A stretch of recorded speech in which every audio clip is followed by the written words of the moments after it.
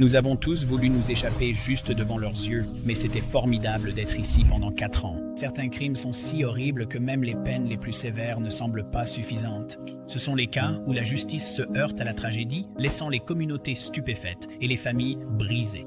Mais une peine se distingue, laissant tout le monde se demander comment une telle décision a pu être possible.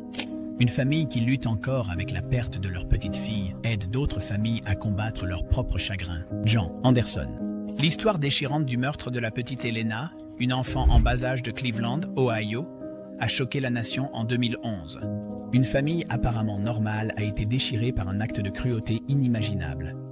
L'affaire impliquait la mort tragique d'une jeune fille aux mains du petit ami de sa mère, John Anderson, un homme à qui on avait auparavant fait confiance pour s'occuper d'elle. Le 22 mai 2011, la vie de la petite Elena, âgée de 2 ans, a été écourtée par un acte de pure méchanceté. Sa mère, Michelle, sortait avec un homme nommé John Anderson, et bien qu'ils aient eu une relation tumultueuse, Michelle n'a jamais soupçonné qu'Anderson ferait du mal à son enfant.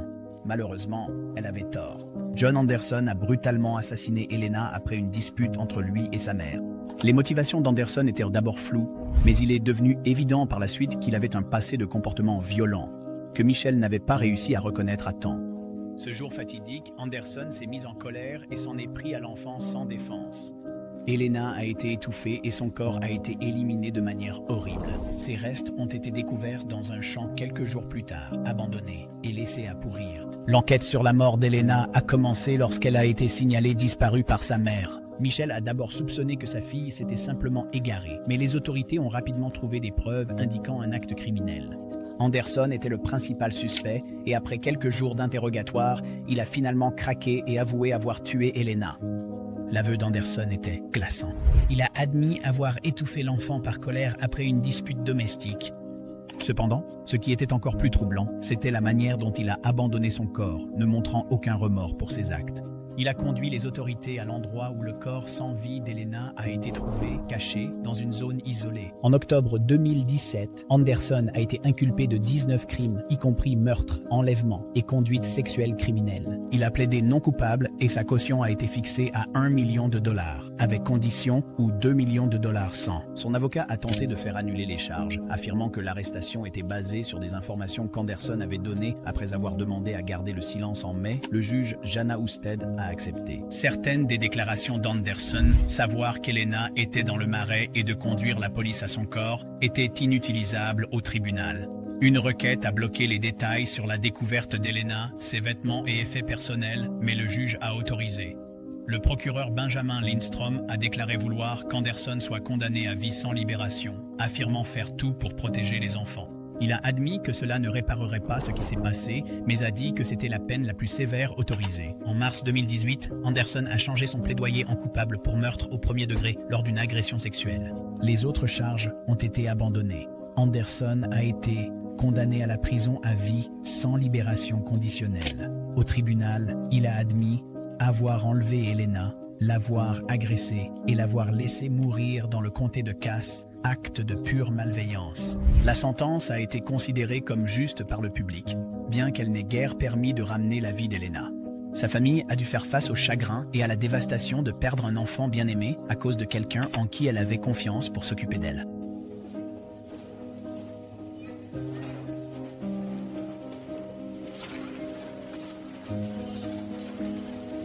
Le meurtre de la petite Elena a eu un impact profond sur la communauté de Cleveland. Il a sensibilisé au danger de la violence domestique et à la vulnérabilité des enfants dans les relations abusives. La mort d'Elena était un rappel tragique que toutes les personnes qui entrent dans la vie des enfants ne sont pas dignes de confiance. L'affaire a également mis en lumière la nécessité de prêter plus d'attention aux signes de maltraitance dans les foyers.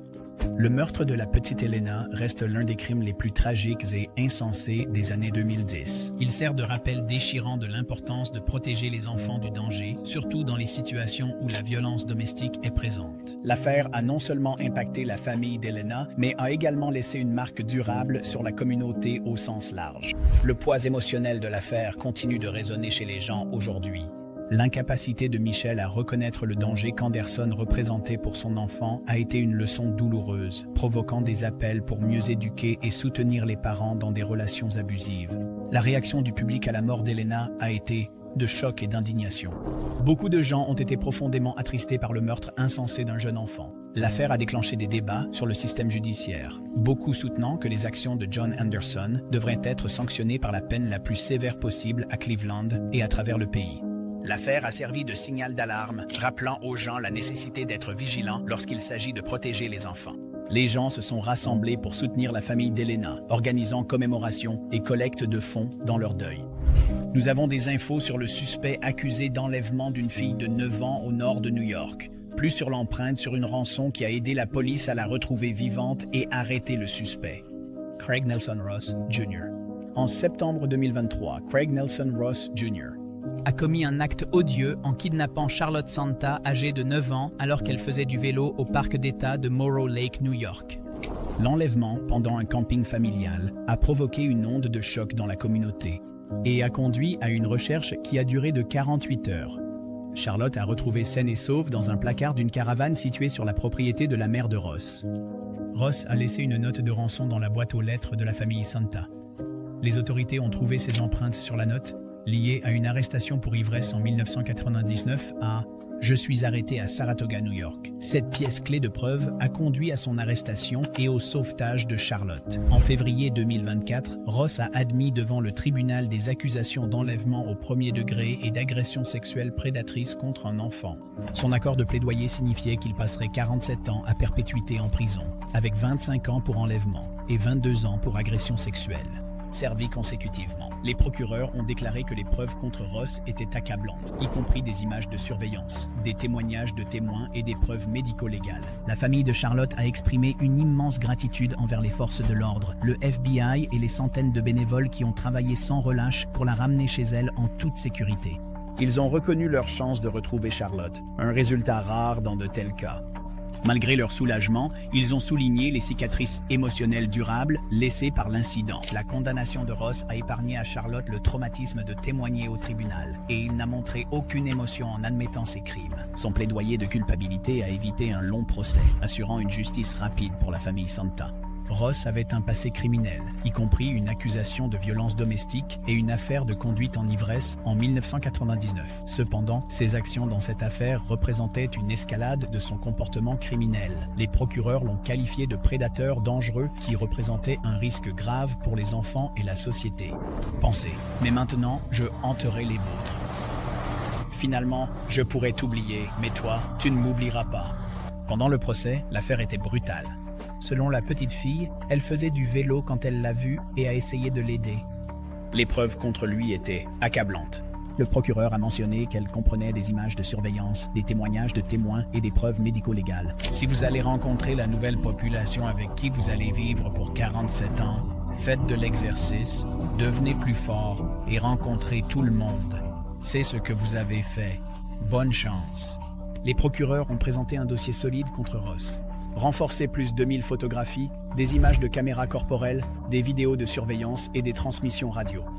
L'assistante du procureur de district Jennifer Buckley a souligné que les preuves accablantes faisaient de l'aveu de culpabilité la meilleure résolution, épargnant à Charlotte de revivre son calvaire au tribunal. Lors de la condamnation, le tribunal a reconnu l'impact à vie des actions de Ross sur Charlotte et sa famille. Le juge a imposé la peine maximale, garantissant que Ross ne sera jamais libre. Il était assis là, sans aucune émotion ni réaction, ce qui était décourageant. L'affaire a mis en lumière l'importance d'une action rapide dans les cas d'enlèvement d'enfants. L'alerte Amber émise après la disparition de Charlotte a joué un rôle significatif dans la mobilisation de la communauté et des agences de maintien de l'ordre. L'effort collaboratif a démontré l'efficacité des techniques d'enquête modernes et de l'engagement public dans la résolution de tels cas. La tante de la fille était au tribunal lorsque la déclaration a été lue. Comment était-ce au tribunal? Bien que le retour sain et sauf de Charlotte ait été un résultat rare et chanceux, l'incident a souligné l'importance de la vigilance pour protéger les enfants des prédateurs. L'emprisonnement de Ross garantit qu'il ne fera jamais de mal à un autre enfant, mais la famille Sena et leur communauté font face à un long chemin vers la guérison émotionnelle. La conclusion de l'affaire de Ross a apporté une mesure de justice et de clôture, bien que les cicatrices laissées par ses actions demeurent. La famille Sena a exprimé son espoir de guérison et sa gratitude envers tous ceux qui ont aidé à ramener Charlotte à la maison.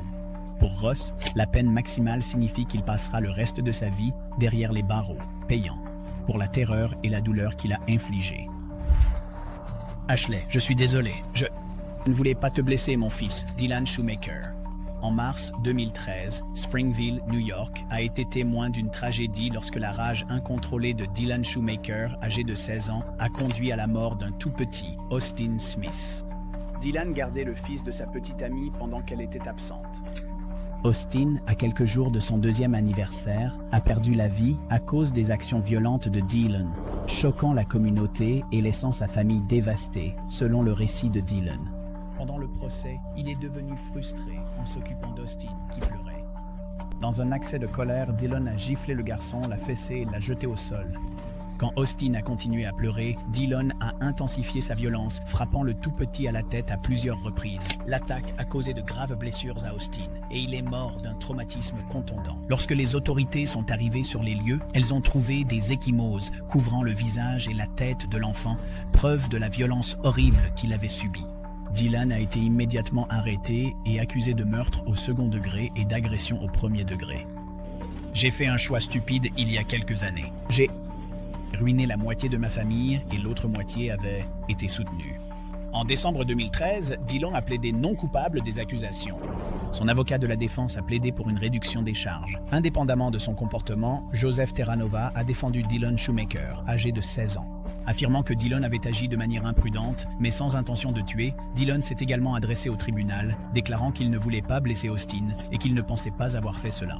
Malgré ses supplications, l'accusation a présenté des preuves accablantes contre lui. Le jury n'a pas été convaincu par les arguments de la défense et a déclaré Dylan coupable de meurtre au 2e degré. Je ne voulais pas lui faire de mal. En 2014, Dylan est apparu au tribunal pour sa condamnation. Il a supplié le tribunal et la famille endeuillée d'Austin, exprimant des remords et affirmant qu'il souhaitait pouvoir échanger sa place avec Austin. « J'aimerais pouvoir revenir en arrière sur ce que j'ai fait. Je donnerai ma vie pour Austin », a-t-il dit. Cependant, le juge et le tribunal avaient une opinion différente du caractère de Dylan pendant les procédures.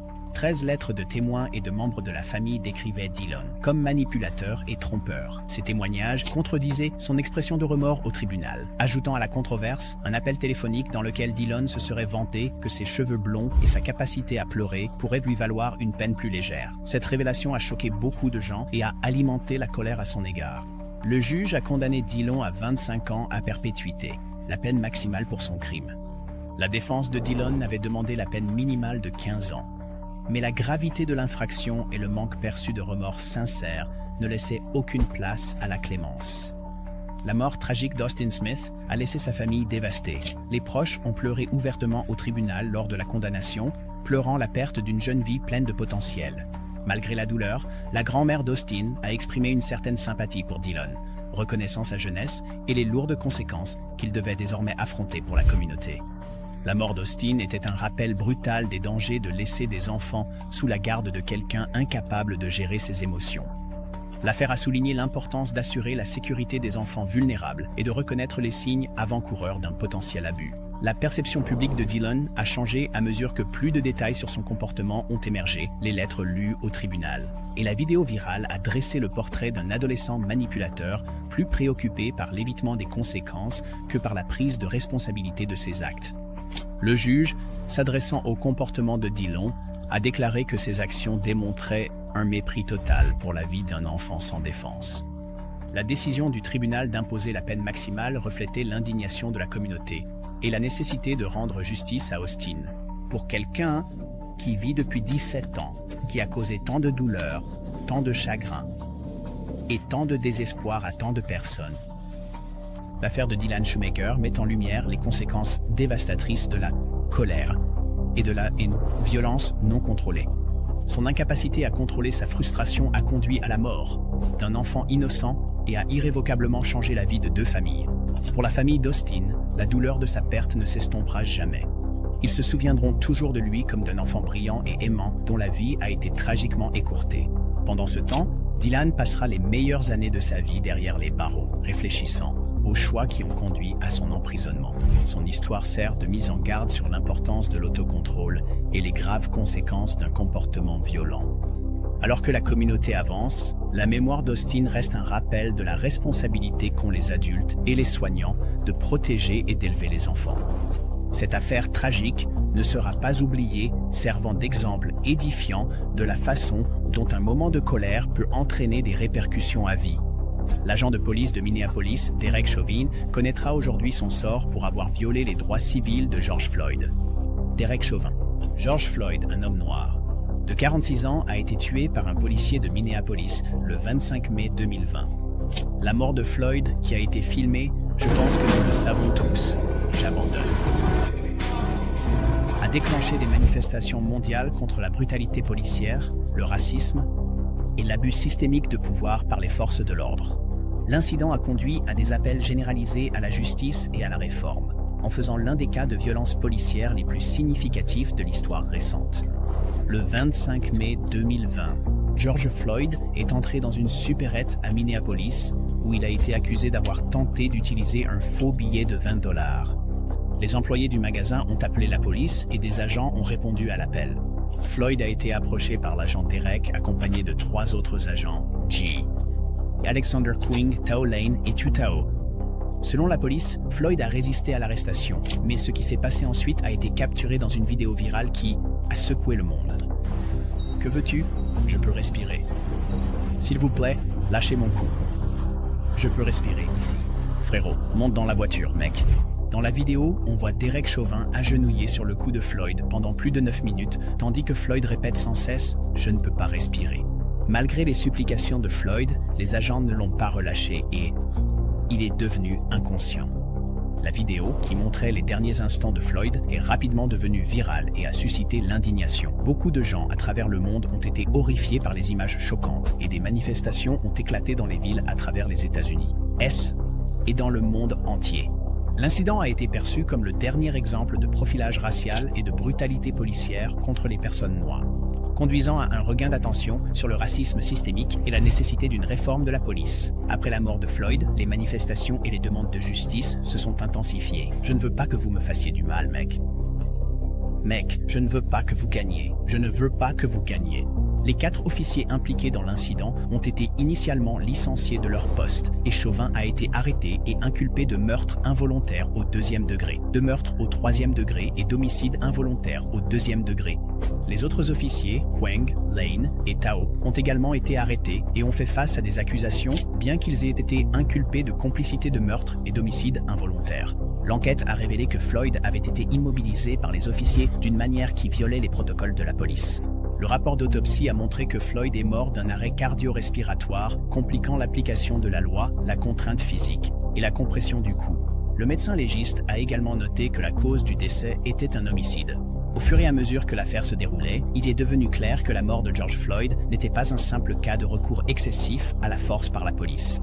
C'était un exemple horrifiant de la manière dont le racisme profondément enraciné et l'abus de pouvoir peuvent exister au sein des forces de l'ordre. Le fait que les derniers moments de Floyd aient été filmés a attiré une attention indéniable sur la question de la violence policière, en particulier contre les personnes noires. Dossier de cour numéro 27, CR20, Bidon 646, 2C1, 2646. Nous, le jury dans l'affaire susmentionnée, en ce qui concerne le chef d'accusation numéro 1. Le procès de Derek Chauvin a commencé en mars 2021 et a été suivi de près par des personnes du monde entier. L'accusation a soutenu que les actions de Chauvin n'étaient pas justifiées et qu'il avait utilisé une force excessive, entraînant la mort de Floyd. Ils ont présenté des preuves vidéo et des témoignages de témoins, y compris des passants qui avaient assisté au meurtre de première main. La défense, cependant, a soutenu que la mort de Floyd n'avait pas été causée par le genou sur son cou, mais par d'autres facteurs, y compris les problèmes de santé préexistants de Floyd et sa consommation de drogue. Ils ont tenté de suggérer que Chauvin avait agi dans les limites du protocole policier. Membre du jury, je vais maintenant lire les verdicts tels qu'ils apparaîtront dans les archives permanentes du 4e district judiciaire. Malgré l'argument de la défense, le jury a reconnu Chauvin coupable de toutes les charges. Meurtre involontaire au 2e degré, meurtre au 3e degré et homicide involontaire au 2e degré. Ce verdict a été perçu comme un moment significatif dans la lutte pour la justice, car il marquait l'une des rares occasions où un policier était condamné pour la mort d'un civil, surtout dans des affaires impliquant des victimes noires. Après la condamnation de Derek Chauvin, les réactions ont été mitigées. Alors que beaucoup de gens ont célébré le verdict comme un pas vers la justice, D'autres ont souligné qu'il ne s'agissait que d'un cas dans une longue histoire de violence policière contre les Noirs. L'affaire a soulevé des questions sur le nombre d'autres policiers impliqués dans des incidents similaires sans en subir les conséquences. L'affaire a également déclenché une conversation plus profonde sur les relations raciales aux États-Unis. Beaucoup de gens, en particulier au sein des communautés noires, ont estimé que le système judiciaire les avait historiquement trahis. La mort de Floyd et le procès qui a suivi sont devenus un symbole de la lutte pour l'égalité raciale et de la bataille continue pour tenir les forces de l'ordre responsables de leurs actions. La mort de George Floyd n'était pas seulement une tragédie, c'était un tournant. Cela a rappelé aux gens que la lutte pour la justice et l'égalité est loin d'être terminée. Son nom est devenu synonyme du mouvement pour le changement, et sa mort continue d'inspirer l'activisme et les appels à la réforme. Michael Brady. L'histoire de Michael Brady est un récit glaçant de violence, de tragédie et des conséquences dévastatrices du désespoir. Ce qui a commencé comme une peine de 25 ans pour un crime d'imprudence s'est transformé en l'un des incidents les plus meurtriers de l'histoire des prisons de Caroline du Nord. Les événements choquants à l'institution correctionnelle de Pasquotank en 2017 n'ont pas seulement coûté la vie à 4 innocents, mais ont également conduit Brady à recevoir l'une des peines les plus sévères, imaginables. Death. Michael Brady a commencé son casier judiciaire par un acte de violence alarmant en 2013. À l'âge de 23 ans, il a tiré sur un policier de l'État de Caroline du Nord lors d'un contrôle routier de routine. Le policier, qui a eu la chance de survivre, a été laissé avec de graves blessures. Cet acte d'imprudence a valu à Brady une peine de 25 ans de prison pour tentative de meurtre, le conduisant à l'institution correctionnelle de Pasquotank, une prison de haute sécurité à Elizabeth City. Le temps de Brady en prison était loin d'être sans incident. Connu pour son caractère confrontant, il est rapidement devenu une épine dans le pied du personnel pénitentiaire. Eh bien, Lane, c'est la première fois que nous entendons Michael Brady et il a agi calmement, avec sang-froid et maîtrise de soi, riant même parfois de son plan. Pendant qu'il purgeait sa peine, Brady et 3 autres détenus, Seth Frazier, Wise Smith et Dwayne Stallings, ont commencé à planifier une évasion. L'atelier de couture de la prison où ils travaillaient leur donnait accès à des outils comme des ciseaux et des marteaux. Au fil du temps, ils ont secrètement rassemblé ces objets et conçu un plan audacieux, mais imprudent pour s'évader. Le 12 octobre 2017, leur plan a été mis en œuvre. Le groupe a allumé un feu dans l'atelier de couture pour créer du chaos et distraire les gardes. Ils ont utilisé les outils introduits en contrebande pour attaquer le personnel de la prison. La violence ce jour-là était horrible. Les détenus ont brutalement assassiné 4 employés de la prison, Austin Smith, Veronica Darden, Wendy Shannon et Jeffrey Howe. Ces personnes étaient non armées et essayaient simplement de faire leur travail. Austin Smith était un agent pénitentiaire connu pour son calme. Veronica Darden travaillait comme responsable à l'atelier de couture et était adorée par ses collègues. Wendy Shannon et Jeffrey Howe étaient également des agents pénitentiaires qui avaient consacré leur vie à l'ordre pénitentiaire. L'attaque était si brutale que certaines victimes n'ont pas pu être immédiatement identifiées. Les enquêteurs ont ensuite décrit la scène comme l'une des plus horribles qu'ils aient jamais vues, jamais rencontrées. Malgré le chaos et la violence, le plan d'évasion des détenus a échoué.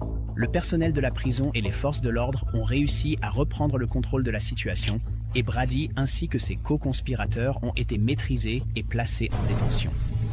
4 à 8, 2 censés tomber d'un coup. Le procès de Brady a commencé en 2019, près de 2 ans après la tentative d'évasion mortelle. La salle d'audience était remplie des familles des victimes, ainsi que de membres du public désireux de voir la justice être rendue. L'accusation a dépeint Brady comme un tueur de sang-froid qui avait orchestré le plan d'évasion. Ils ont présenté des preuves montrant que l'attaque était préméditée et que Brady n'avait montré aucun remords pour ses actes. La défense, en revanche, a essayé de soutenir que Brady n'était pas le principal instigateur de l'attaque.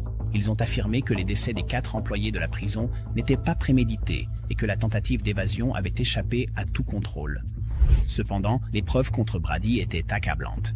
Des témoins ont témoigné de la brutalité de l'attaque et des preuves médico-légales ont directement lié Brady au meurtre. Michael Brady n'était pas celui qui voulait s'évader. Nous n'avons pas pu trouver de preuves de son implication pendant des années. Après un procès éprouvant, le jury a déclaré Michael Brady coupable de 4 chefs d'accusation de meurtre au 1er degré. Le juge n'a pas retenu ses mots lors de la condamnation, infligeant une peine qui reflétait la gravité du crime. Brady a été condamné à mort.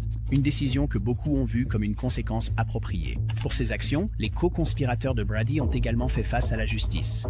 Seth Frazier, Wise Smith et Dwayne Stallings ont reçu de longues peines de prison, certains faisant également face à la peine de mort. L'affaire a été considérée comme un moment marquant pour le système judiciaire de la Caroline du Nord, démontrant son engagement à tenir les délinquants violents responsables. Si j'avais besoin de démonter une palette, je pouvais aller chercher tout outil pour démonter cette palette. Tout ce que je peux faire là-haut, c'est dire « Et la tragédie de Pasquotank a laissé un impact durable sur le système pénitentiaire de la Caroline du Nord. L'incident a mis en lumière des lacunes significatives dans la gestion des prisons, en particulier le manque de mesures de sécurité dans les zones de travail comme l'atelier de couture. En réponse, le gouvernement de l'État a introduit des réformes visant à prévenir des incidents similaires à l'avenir. Pour les familles des victimes, cependant, aucune réforme ne pouvait ramener leurs proches. Ils ont décrit la condamnation de Brady et de ses co-conspirateurs comme un moment doux amer. Bien qu'ils soient reconnaissants pour la justice, ils luttaient encore avec la douleur de leur perte. L'histoire de Brady est un rappel brutal de la façon dont le désespoir et la violence peuvent mener à des conséquences inimaginables. Ce qui a commencé comme une peine de prison pour tentative de meurtre devint l'un des incidents meurtriers de l'histoire de la Caroline du Nord. 4 vies innocentes perdues, des familles brisées, et Brady est maintenant dans le couloir de la mort, attendant son exécution. Si vous avez apprécié ces affaires, regardez nos prochaines présentées à l'écran.